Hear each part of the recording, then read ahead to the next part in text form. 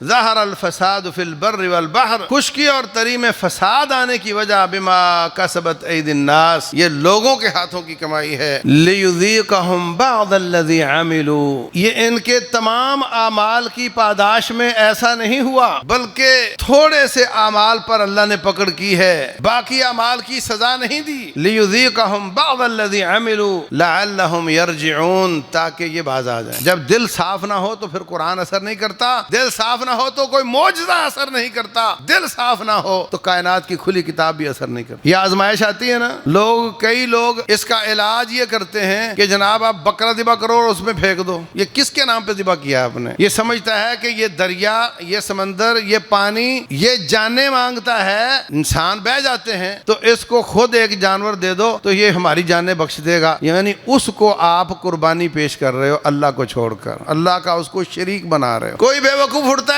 تو قرآن پڑھنا شروع کر دیتا ہے، سیلاب کے سامنے قرآن پڑھ رہا ہے، بھئی اس سے سیلاب رک جائے گا، اور ایڈیٹنگ کر کے کوئی ایسا شکل بناتا ہے، دیکھو جی قرآن پڑھا اور سیلاب ختم ہو گیا۔ کوئی اٹھتا ہے پیر صاحب کو چارپائی پہ چڑھا کر پانی میں چل رہے ہیں، کہتے ہیں پیر جا کر منتر کرے گا اور سیلاب رک جائے گا۔ لا حول ولا قوت الا باللہ، مطلب دماغ کی تاریں الٹ لگی ہوئی۔ فلولا اذ جاءہم بأسنا تضرعوا، کیوں ایسا نہیں ہوا جب ہماری آزمائش آئی تھی تو پھر گڑ گڑاتے، روتے، توبہ طائب ہوتے، اس طرف نہیں آتا۔ کوئی کیا کرتا ہے؟ وہ اللہ کی آیات کو رب سے لڑانے کی کوشش کرتا ہے۔ زلزلہ آ گیا تو کیا ہوا؟ یہ کوئی بڑی بات تھوڑی ہے، فلاں فلاں پٹی، اس کے نیچے جو پلیٹیں ہوتی ہیں وہ پہلے سائنسدانوں نے بتا رکھا ہے کہ وہ پلیٹیں زلزلے والی ہیں، تو میں پہلے آپ کو بتا دیتا ہوں جب بھی زلزلہ آئے گا اسی لائن میں آئے گا کیونکہ اس کی پلیٹیں وہ والی ہیں۔ سورج چاند کو گرہن لگا تو کون سی بڑی بات ہے، میں پہلے ہی آپ کو بتا سکتا ہوں اگلی صدی میں کس کس دن گرہن لگے گا اور کہاں کہاں دیکھا جائے گا، یہ تو مجھے پہلے ہی پتا ہے، تو پھر رب سے ڈرنے کی کیا ضرورت ہے؟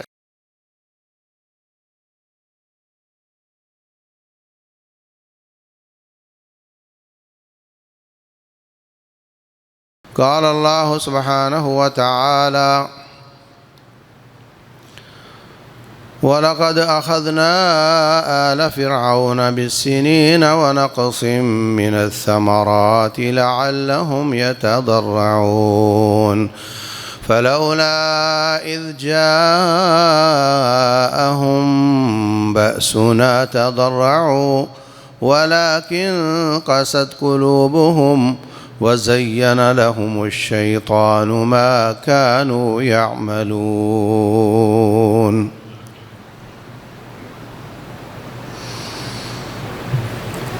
اور ہم نے فرعون کی قوم کو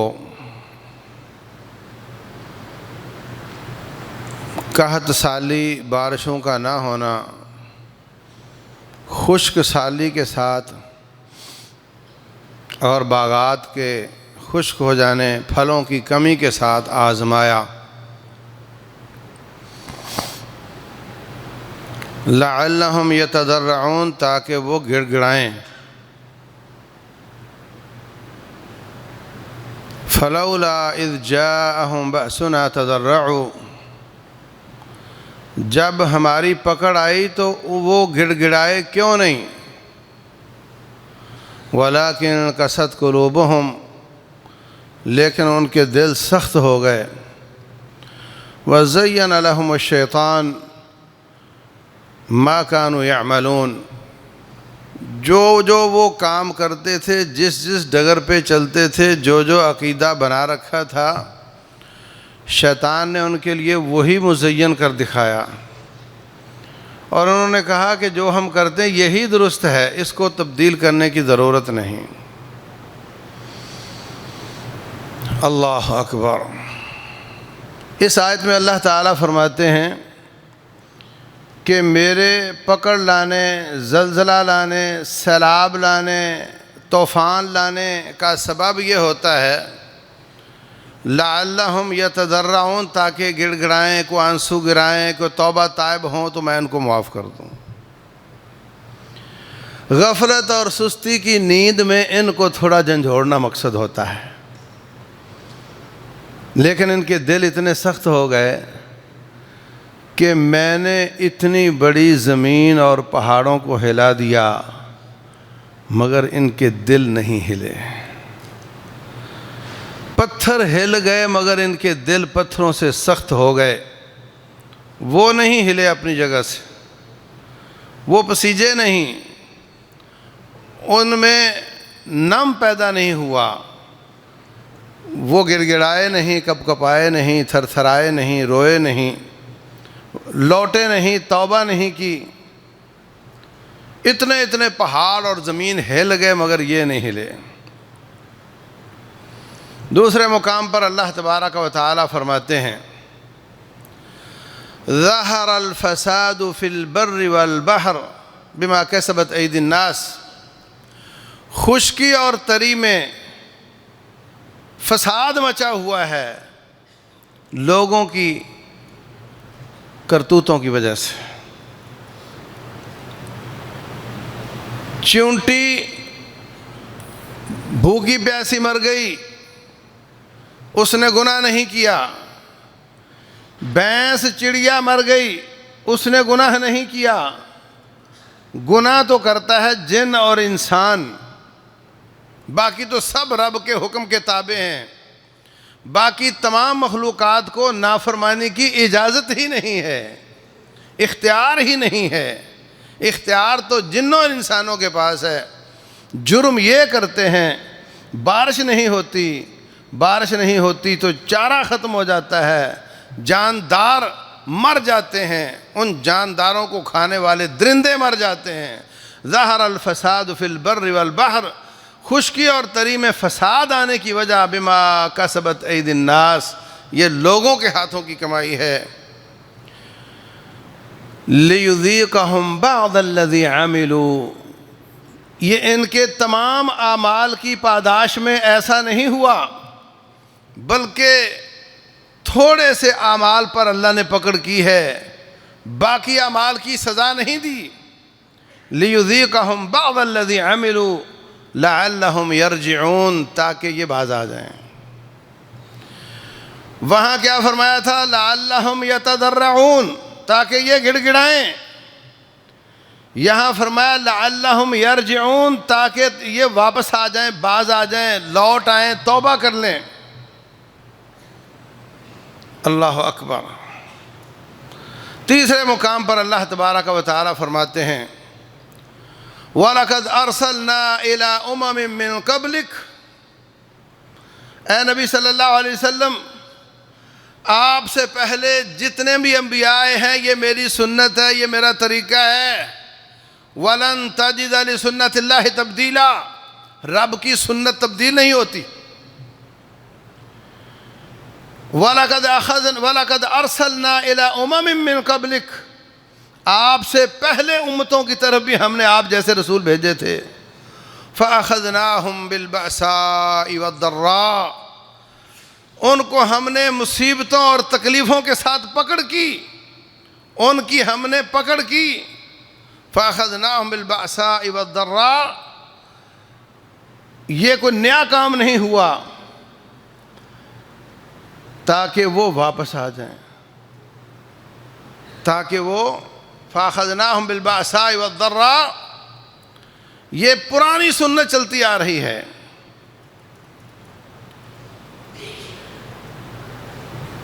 لیکن امتوں کا آگے سے جواب اسی طرح کا ہوتا ہے کہ نہیں، ہم نے نہیں ماننا۔ یاد رکھو، یہ بہت بڑا سوال ہے کہ یہ آزمائش ہے یا عذاب ہے۔ ہر شخص پریشان ہے، یہ بندہ تو بڑا نیک تھا، اس کو کیوں پکڑ لیا؟ یہ اتنے نیک لوگ تھے بنیر والے، ان پر اتنا بڑا حادثہ کیسے ہو گیا؟ نمازی بھی تھے، باپرد بھی تھے۔ کیا یہ عذاب ہے؟ کیا یہ آزمائش ہے؟ آزمائش آتی ہے نیک لوگوں پر، عذاب آتا ہے برے لوگوں پر۔ تو یہ تو اللہ کا راز ہے، رب جانتا ہے کون نیک ہے۔ بظاہر تو ہمیں اس طرح نظر آتا ہے، ہو سکتا ہے اللہ کے علم میں وہ ایسا نہ ہو۔ بظاہر ہمیں کوئی برا اور گناہ گار لگتا ہے، ہو سکتا ہے کہ اللہ کے نزدیک وہ ایسا نہ ہو۔ لیکن ایک بات یاد رکھیں کہ اللہ تعالیٰ نے جو مقصد بیان کیا ہے نا، لعلہم یتضرعون، لعلہم یرجعون، تاکہ یہ توبہ طائب ہو جائیں، تاکہ یہ گڑ گڑائیں، تاکہ یہ اپنی بدعمالیوں سے باز آ جائیں۔ جو پہلے ہی باز آیا ہوا ہے اس نے کیا باز آنا ہے؟ جو پہلے نیک ہے اس کے حق میں وہ آزمائش ہوتی ہے اس کے درجات کو بلند کرنے کے لیے، اور جو رب کا باغی ہے اس کے حق میں وہ عذاب ہوتا ہے۔ کوئی بھی تکلیف، زلزلہ، طوفان، آزمائش آنے کے بعد جو لوگ رب ذوالجلال کی طرف لوٹتے ہیں، توبہ طائب ہوتے ہیں، مسجدوں میں نمازی زیادہ ہو جاتے ہیں، ان کے حق میں وہ آزمائش ہوتی ہے۔ اور جو رب ذوالجلال سے اور بھی دور ہو جاتے ہیں ان کے لیے وہ رب کا عذاب ہوتا ہے۔ میرے عزیز بھائیوں، کلاس لگی ہوتی ہے، پیپر آ جاتے ہیں، ایک ہی کلاس تھی، ایک ہی استاد تھا، ایک ہی کمرہ تھا۔ پیپروں کے بعد کچھ لوگ پچھلی کلاس میں چلے جاتے ہیں، کچھ اگلی میں چلے جاتے ہیں۔ یہ آزمائشیں، یہ امتحان بعض کو فائدہ دے دیتے ہیں، بعض کو منکشف کر دیتے ہیں، برہنہ کر دیتے ہیں، ان کے راز کھل جاتے ہیں۔ اور اللہ فرماتے ہیں وَمَا أَصَابَكُم مِّن مُّصِيبَةٍ فَبِمَا كَسَبَتْ أَيْدِيكُمْ وَيَعْفُو عَن كَثِيرٍ۔ تمہیں جو بھی تکلیف آتی ہے وہ تمہارے ہاتھوں کی کمائی ہوتی ہے، اور وہ سارے کمائی کی وجہ سے نہیں آتی۔ وَيَعْفُو عَن كَثِيرٍ، بہت زیادہ معاف کر کے بہت تھوڑے پر پکڑ کرتا ہے، جس سے تمہارا بہت زیادہ نقصان ہو جاتا ہے۔ اگر سارے اعمال پر پکڑ کرے تو پھر کوئی جاندار زمین پر رہنے کے لائق نہیں ہے۔ اللہ تبارک و تعالی فرماتے ہیں وَلَوْ يُؤَاخِذُ اللَّهُ النَّاسَ بِمَا كَسَبُوا مَا تَرَكَ عَلَى ظَهْرِهَا مِن دَابَّةٍ۔ اگر رب ذوالجلال والاکرام سارے گناہوں پر پکڑ کرے، احسان کی بجائے عدل کرے، باریکی کے ساتھ انصاف کرے، ما ترک علی ظہرہا من دابہ، پھر زمین پر کوئی رہنے کے لائق نہیں ہے۔ اس لیے فرمایا وَيَعْفُو عَن كَثِيرٍ، وہ بہت زیادہ کو معاف کر دیتا ہے اور تھوڑے پر پکڑ کرتا ہے۔ کلاس میں استاد طالب علم کی پٹائی کر دیتا ہے، جو طالب علم روزانہ سبق یاد کر کے آتا ہے، آج یاد نہیں کیا، اس کی بھی پٹائی ہو جاتی ہے۔ وہ پہلے سے بھی زیادہ محتاط ہو کر پہلے سے بھی زیادہ اچھا ہو جاتا ہے۔ رسول اللہ صلی اللہ علیہ وسلم موجود ہیں، صحابہ اکرام موجود ہیں، اسلام کی کوہان اور چوٹی جہاد فی سبیل اللہ کا کام ہو رہا ہے۔ کچھ لوگوں کو جبل رمات پر کھڑا کیا، احد کا معرکہ ہے، کہا کچھ بھی ہو جائے تم نے یہ جگہ نہیں چھوڑنی۔ انہوں نے جگہ چھوڑ دی۔ جب دیکھا کہ کافی دیر گزر چکی ہے، دشمن ہار چکا، مسلمان جیت چکا، اب اوپر بیٹھنے کا فائدہ نہیں ہے، انہوں نے چوٹی چھوڑ دی، نیچے اترے۔ دشمن نے پہاڑ کا چکر لگا کر کے اسی طرف سے حملہ کیا جدھر وہ لوگ کھڑے تھے، جنہوں نے دور سے دیکھ کر رپورٹ کرنا تھی، جنہوں نے پہلا ری ایکشن دکھانا تھا۔ وہ لوگ جگہ چھوڑ چکے تھے۔ نتیجہ یہ نکلا کہ وہ لوگ آگے بڑھے، مسلمان اس وقت صفیں توڑ چکے تھے، فتح کی خوشی منا رہے تھے۔ اچانک حملہ ہوا، 70 صحابہ شہید ہو گئے. نبی صلی اللہ علیہ وسلم کا دانت مبارک ٹوٹ گیا، ماتھا مبارک پھوٹ گیا، آپ لہو لہان ہو گئے، آپ کی شہادت کی جعلی خبر اڑ گئی. نیک ترین لوگ ہیں، ایک سبق بھولا ہے، سارے یاد کیے ہیں،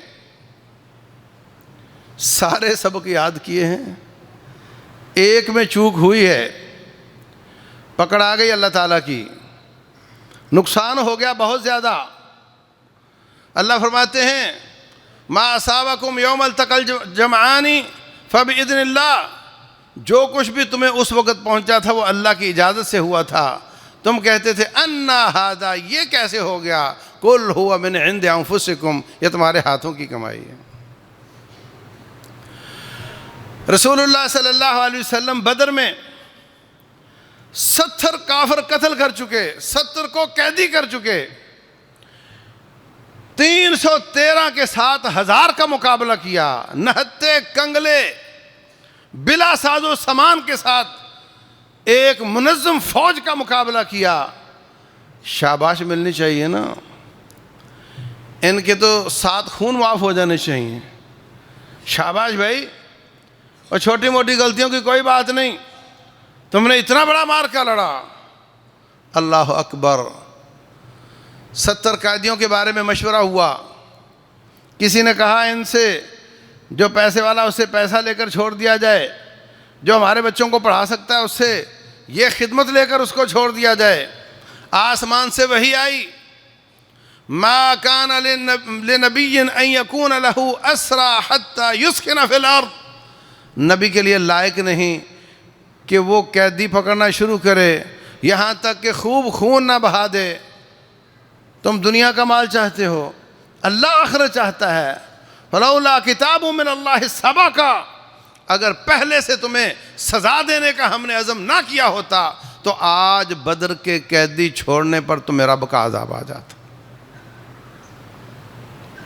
سارے سبق یاد کیے ہیں، بڑا اچھا پرفارم کیا ہے مارکے میں، دشمن کی کمر توڑ دی ہے، دھاک بٹھا دی ہے پورے علاقے میں. مگر جہاں پہ چوک ہوئی وہاں پہ پاک باز ترین لوگوں کو رب ذوالجلال نے ان کی اصلاح فرما دی. تو جو بچہ سبق یاد کر کے آتا ہے، رسول اللہ صلی اللہ علیہ وسلم رو رہے ہیں، آپ کے ساتھی بھی رو رہے ہیں. عمر بن خطاب آئے، کہتے ہیں حضرت مجھے بتائیں میں بھی روؤں، کیا ہوا؟ یہ تو ہنسنے کا موقع ہے، خوشی کا موقع ہے. فرمایا عمر، یہ سامنے بدر کے باغ کی دیوار تک میں نے رب کے عذاب کو آتے ہوئے دیکھا ہے.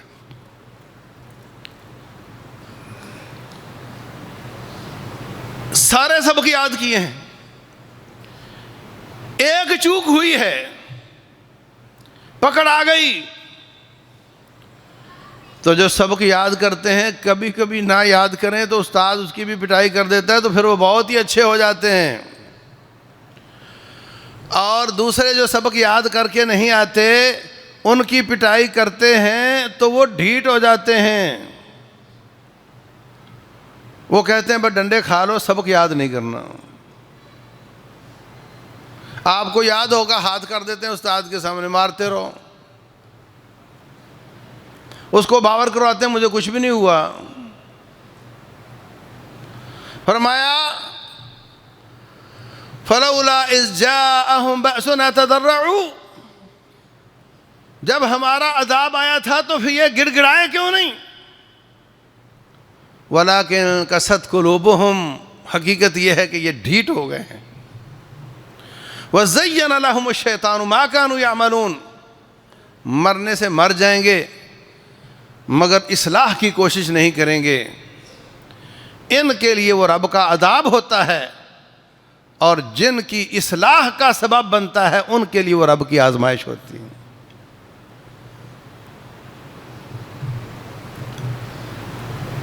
جن کے رفع درجات کا سبب بنتا ہے. رسول اللہ صلی اللہ علیہ وسلم فرماتے ہیں انسان بسا اوقات اللہ کے کاغذوں میں اس کا مقام بہت اعلیٰ اور اونچا ہوتا ہے، اللہ دیکھتا ہے عمر اس کی تھوڑی رہ گئی ہے، سپیڈ اس کی بہت کمزور ہے، نیکیوں میں بڑا نکما ہے، میں نے اس کا مقام بڑا اونچا لکھا ہوا ہے، اگر اتنی مدت اسی سپیڈ سے چلا تو یہ نہیں پہنچ پائے گا۔ پھر اللہ تعالیٰ اس کو کسی آزمائش میں پکڑ لیتا ہے، پھر رب ذوالجلال اس کو صبر کی توفیق دے دیتا ہے۔ پھر صبر ایسی عبادت ہے جس کا اجر کا کوئی حساب نہیں ہوتا، انما یوفی الصابرون اجرہم بغیر حساب، تو پھر رب ذوالجلال بغیر حساب کے اس کو اٹھا کر کے اس اعلیٰ مقام پر فائز کر دیتا ہے۔ یہ اللہ کی حکمتیں ہیں۔ اور ہمیں کبھی بھی یہ نہیں سمجھنا چاہیے کہ میں تو بڑا نیک ہوں، یہ میرے لیے تو آزمائش ہی ہے۔ ہر شخص کو اپنے آپ کو یہی سمجھنا چاہیے کہ رب کا عذاب آیا ہے اور مجھے اس سے ڈرنا چاہیے۔ وَمَا نُرْسِلُ بِالْآيَاتِ إِلَّا تَخْوِيفًا، ہم جب بھی اپنی آیات دکھاتے ہیں تو تمہیں ڈرانے کے لیے دکھاتے ہیں۔ یخوف اللہ بہا عبادہ، اللہ تعالیٰ ان کے ساتھ اپنے بندوں کو ڈراتا ہے۔ یا عبادی فاتقون، اے میرے بندوں مجھ سے ڈر جاؤ۔ وَيُحَذِّرُكُمُ اللَّهُ نَفْسَهُ، اللہ تمہیں اپنے آپ سے ڈراتا ہے۔ رسول اللہ صلی اللہ علیہ وسلم کے زمانے میں چاند یا سورج کو گرہن لگ گیا، ابھی ابھی آپ کا بیٹا فوت ہوا تھا، کہنے لگے یہ نبی صلی اللہ علیہ وسلم کے بیٹے کی وفات کی وجہ سے گرہن لگ گیا ہے۔ آپ نے خطبہ ارشاد فرمایا ان الشمس والقمر آیتین من آیات اللہ، یہ سورج اور چاند رب کی آیات ہیں۔ لوگ اس کا ترجمہ کرتے ہیں نشانیاں ہیں، ترجمہ ٹھیک ہی ہے مگر اس کا ترجمہ آیات ہی کرنا چاہیے۔ تلک آیات اللہ نتلوہا علیک بالحق، یہ اللہ کی آیات ہیں جن کی ہم تلاوت کرتے ہیں حق کے ساتھ۔ یہاں ترجمہ نشانیاں نہیں کرتے، آیات ہی کرتے ہو نا، یہاں بھی آیات ہی کرو۔ ان الشمس والقمر آیاتین من آیات اللہ، سورج اور چاند رب کی آیات ہیں۔ لا ينقصفان لموت احد ولا لحیاتہ، ان کا بے نور ہو جانا، ان کا گرہن ہو جانا کسی کی موت یا حیات سے تعلق نہیں رکھتا، بلکہ فرمایا اللہ تعالیٰ ان کے ذریعے اپنے بندوں کو ڈراتا ہے۔ اس لیے جب بھی ایسا ہو استغفار کی کثرت کرو، صدقہ خیرات کی کثرت کرو، نماز کسوف ادا کرو۔ گرہن لگ گیا، آپ نے مدینہ جمع کر لیا، نماز کسوف شروع کر دی۔ حضرت اسماء آتی ہیں اپنی بہن عائشہ کے گھر رضی اللہ عنہن، کہتی ہیں یہ کس ٹائم کی نماز ہے، یہ تو نماز کا کوئی ٹائم نہیں ہے۔ تو اب ان کو کون جواب دے، سارے تو نماز پڑھ رہے ہیں۔ بہن عائشہ کے پاس کھڑی ہو کر بات کر رہی ہیں، آیا کیا کوئی آیت آ گئی ہے؟ تو حضرت عائشہ سر ہلا کر نماز کے دوران جواب دیتی ہیں، ہاں آیت آ گئی ہے، یہ گرہن لگنا یہ رب کی آیت ہے۔ ان فی خلق السماوات والارض واختلاف اللیل والنہار لآیات لأولی الالباب، زمین و آسمان کی تخلیق ہو، دن رات کا آنا جانا، سورج اور چاند کا سولر سسٹم، لآیات لأولی الالباب، یہ اللہ تعالیٰ کی آیات ہیں۔ کچھ آیات تکوینی ہوتی ہیں، کچھ آیات شرعی ہوتی ہیں۔ یہ ساری کائنات کی کھلی کتاب یہ رب کی کتاب ہے، یہ رب کی کتاب ہے، یہ اس کی آیات ہیں۔ ان کو سائنس والے پڑھتے ہیں، اور یہ قرآن آپ کے ہاتھ میں، یہ بھی رب کی کتاب ہے، اس کو دین کے طالب علم پڑھتے ہیں۔ یضل بہ کثیرا ویہدی بہ کثیرا، قرآن کی آیات کو پڑھ کر بھی جو دل کی پلیٹ صاف لے کر نہ آئے، پہلے سے اپنا عقیدہ اور عمل طے شدہ ہو، پھر قرآن پڑھنا شروع کرے، سنت مصطفیٰ پڑھنا شروع کرے، یہ قرآن اس پر اثر نہیں کرتا، کیونکہ اس کی پلیٹ صاف نہیں، اس پر پہلے ہی بہت کچھ لکھا ہوا ہے، قرآن کے لکھنے کی گنجائش ہی نہیں ہے۔ وہ قرآن پڑھ کر ہدایت یافتہ نہیں ہوتا، بلکہ بسا اوقات اس کی گمراہی میں اضافہ ہو جاتا ہے۔ اور جو کائنات کی کھلی کتاب کو کھلے دل کے ساتھ پڑھے، فزکس پڑھے، بایو پڑھے، کیمسٹری پڑھے، ہندسہ پڑھے، فلکیات کو پڑھے، یہ کائنات کی کھلی کتاب کی آیات ہیں، دل صاف ہو تو یہ آیات بھی اس کو اللہ تعالیٰ کے ساتھ جوڑ دیتی ہیں، اور دل صاف نہ ہو تو پھر اس پر نہ کوئی معجزہ کام کرتا ہے، نہ اس پر کائنات کی کھلی کتاب کام کرتی ہے، اور نہ اس پر قرآن کی آیات کی کوئی فائدہ ہوتا ہے۔ کلہ و دستار والا ہو، ممبر و محراب والا ہو، دل صاف نہیں تو قرآن اس پہ اثر نہیں کرتا۔ بے شمار دنیا کافر تھے، کوئی دائی ان کے پاس نہیں آیا، کائنات کی کھلی کتاب میں تحقیق کی اور اس بات پہ مجبور ہو گئے کہ اشہد ان لا الہ الا اللہ و اشہد ان محمد رسول اللہ۔ جاپان کا ایک سائنسدان کہتا ہے کہ میں نے بسم اللہ پڑھی تو پانی کو میں نے مشین سے دیکھا تو اس کے خلیات بڑے خوبصورت ہو گئے، اور میں نے گالی دی پانی کے اوپر تو اس کے خلیات کو میں نے مشین سے دیکھا تو بڑے بدصورت ہو گئے۔ یہ رب کی آیات ہیں جن کو دیکھ کر اور سن کر دل سے سبحان اللہ نکلتا ہے۔ پھر کہتا ہے یہ کائنات خود بخود کیسے بن گئی؟ آپ کسی چیز کا چھوٹے سے چھوٹا ذرہ لو، اس کو مشین کے ساتھ دیکھو تو وہ پورا ایک شہر نظر آتا ہے، پورا ایک، جس طرح دور سے کسی شہر کی تصویر کھینچو تو ہوتا ہے وہ ایک خلیہ پورا شہر نظر آتا ہے۔ تو اس طرح کئی سائنسدان مسلمان ہوئے، لیکن مستشرقین جنہوں نے شرک اور کفر پر رہتے ہوئے اسلام کا مطالعہ کیا اس میں سے کیڑے نکالنے کے لیے، وہ بڑی بڑی کتابیں بھی لکھ گئے۔ المعجم المفہرس لفاظ الحدیث 8-9 جلدوں میں کتاب ہے، بہت بڑا کام کیا ہے انہوں نے، مگر وہ مسلمان نہیں تھے۔ جب دل صاف نہ ہو تو پھر قرآن اثر نہیں کرتا، دل صاف نہ ہو تو کوئی معجزہ اثر نہیں کرتا، دل صاف نہ ہو تو کائنات کی کھلی کتاب بھی اثر نہیں کرتی۔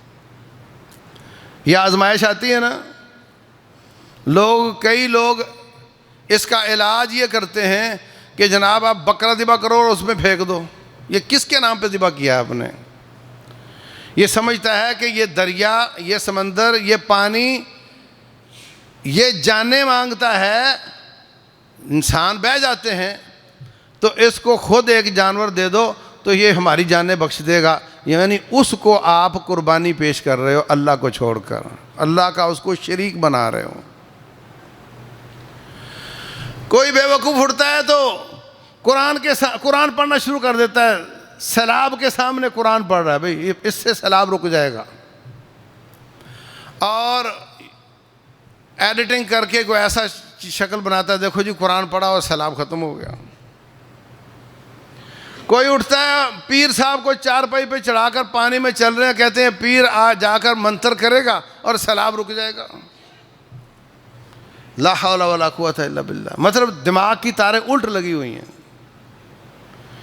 فلولا اذ جاءہم بأسنا تضرعوا، کیوں ایسا نہیں ہوا جب ہماری آزمائش آئی تھی تو پھر گڑ گڑاتے، روتے، توبہ طائب ہوتے، اس طرف نہیں آتا۔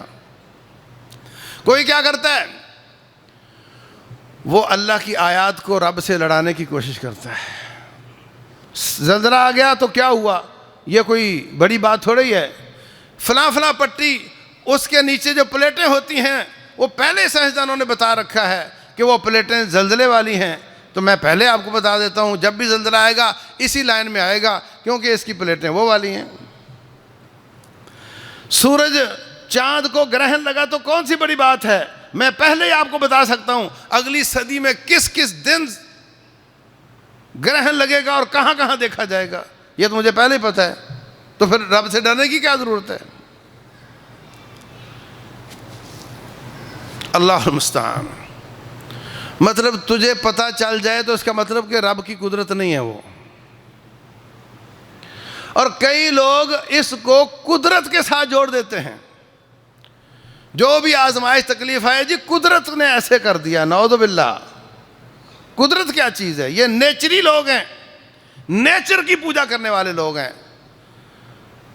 ہمیشہ یوں کہنا چاہیے کہ اللہ تعالیٰ کی قدرت ہے، اللہ کی طاقت کے مناظر ہیں، اور کوئی شخص کہاں بیٹھا ہو وہ اللہ کی پہنچ سے دور نہیں ہے. افامن اہل القری ان یأتیہم بأسنا بیاتا وہم نائمون. کیا تم بے خوف ہو گئے ہو کہ تمہیں سوتے میں رب کا عذاب آ جائے اور تمہیں موقع ہی نہ ملے بات کرنے کا اور کلمہ پڑھنے کا؟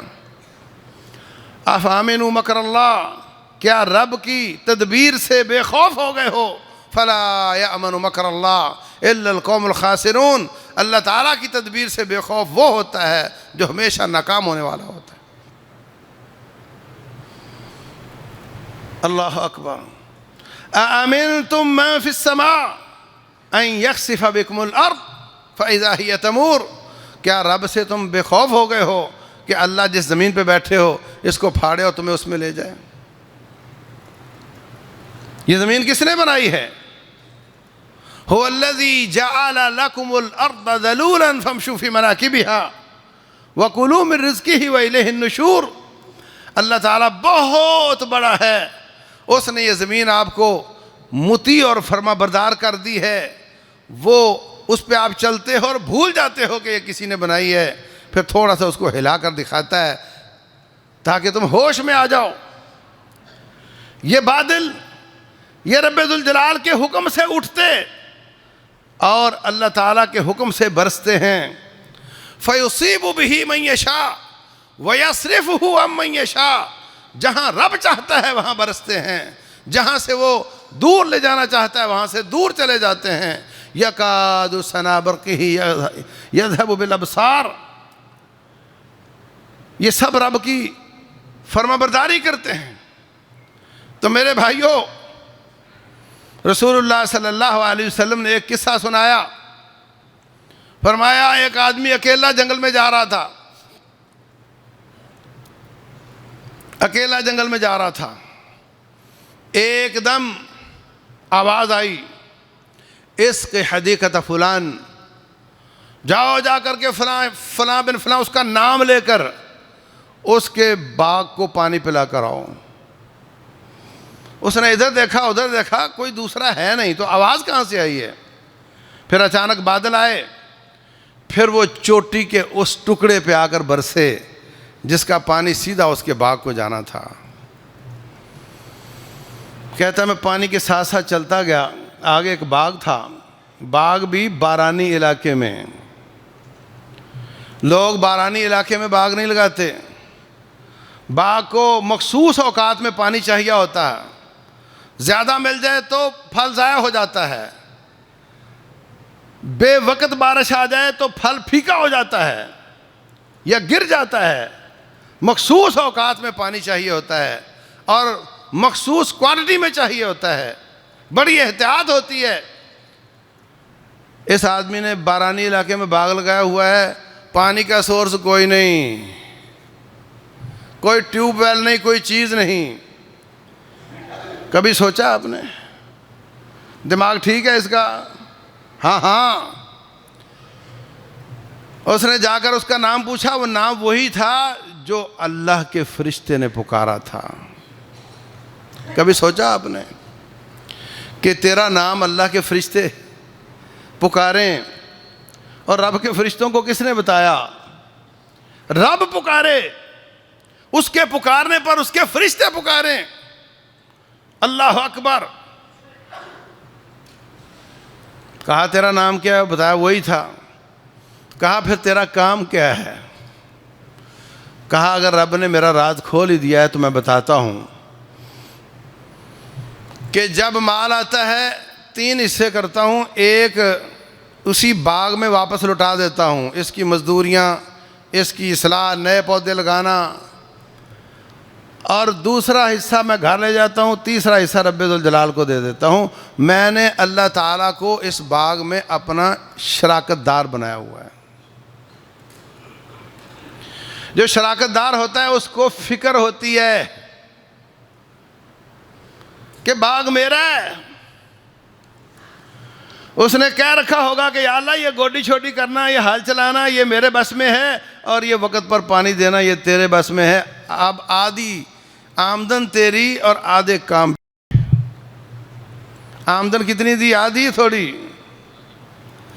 اور خرچے نکال کر ہی آمدن نکلتی ہے نا۔ 50% کا حصے دار بنایا۔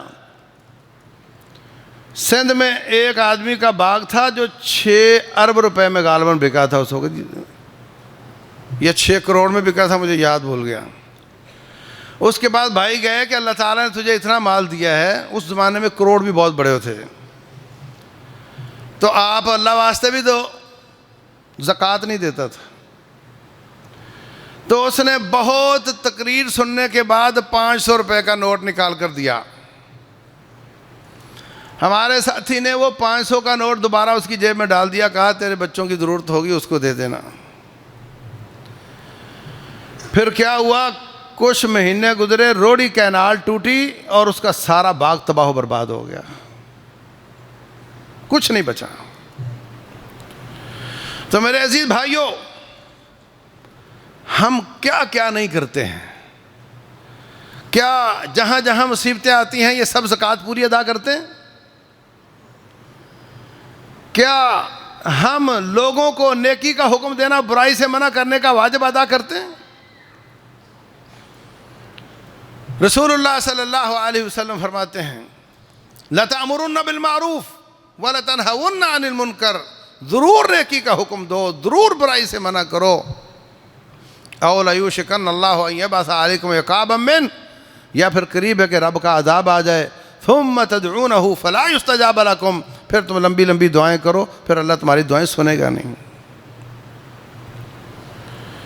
جب لوگ نیکی کا حکم نہ دیتے ہوں، برائی سے منع نہ کرتے ہوں، پھر عذاب سب کو لے جاتا ہے۔ پوچھا گیا اَنَهْلَكُ وَفِينَا صَالِحُونَ، اے اللہ کے رسول ہم ہلاک ہو جائیں گے اور ہم میں نیک لوگ بھی ہوں گے؟ فرمایا ہاں، اذا کثر الخبث، جب خباثتیں زیادہ ہو جاتی ہیں تو پھر نیک بھی رگڑے میں آ جاتے ہیں، کیونکہ وہ اپنا واجب ادا نہیں کر رہے ہوتے۔ لوط علیہ السلام کی قوم بڑی بدکار ہے، اللہ تعالیٰ نے ان کو تباہ کرنے کا فیصلہ کیا۔ قالوا ان فیہا لوطا، فرشتے کہتے ہیں یا اللہ ان میں تو تیرا بندہ لوط علیہ السلام بھی ہے۔ قال، آپ نے فرمایا ہاں مجھے معلوم ہے، ہم اس کو نجات دیں گے اور باقیوں کو تباہ کریں گے۔ کیوں؟ وہ نیکی کا حکم دیتے تھے، برائی سے منع کرتے تھے۔ تو کیا ہم یہ کام کرتے ہیں؟ کیا ہم کم تولنے سے باز آتے ہیں؟ کیا ہماری کمائیاں، ہمارے کاروبار، اس میں حرام کی آمیزش ہے یا نہیں؟ لوگوں کے حقوق سلب ہیں یا نہیں؟ پھر اس طرح کی آزمائشیں آتی ہیں، رب کے عذاب آتے ہیں، وہ اپنا حصہ لے کر چلے جاتے ہیں، نکال دیتے ہیں۔ پھر جو لوگ سنبھل جاتے، واپس آ جاتے، اپنے کاروبار پر غور کرتے، اپنے اعمال پر غور کرتے، اپنی اولادوں پر غور کرتے، اپنی اصلاح کرتے ہیں، وہ کامیاب ہو جاتے ہیں۔ ان کے لیے یہ آزمائشیں اللہ تعالیٰ کے قرب کا ذریعہ بن جاتی ہیں، اور جو ڈھیٹ ہو جاتے ہیں اور وہ توجہ ہی نہیں کرتے، پھر ان کے لیے یہ دنیا کا بھی عذاب ہوتا ہے اور آخرت کا عذاب بہت بڑا ہے۔ تو ہمیں رب ذوالجلال خود فرما رہے ہیں فلولا اذ جاءہم بأسنا تضرعوا، جب ہماری تکلیف آتی ہے تو تم گڑ گڑایا کرو۔ ضرورت ہے کہ اجتماعی توبہ کی جائے، ہر شخص اپنے اعمال پر غور کرے، رات کے یا دن کے کسی حصے میں اکیلا بیٹھ جائے، اپنے گناہوں کو یاد کرے، کثرت سے استغفر اللہ پڑھے، اور پھر ایک ایک کر کے گناہوں کو چھوڑنے کی کوشش کرے۔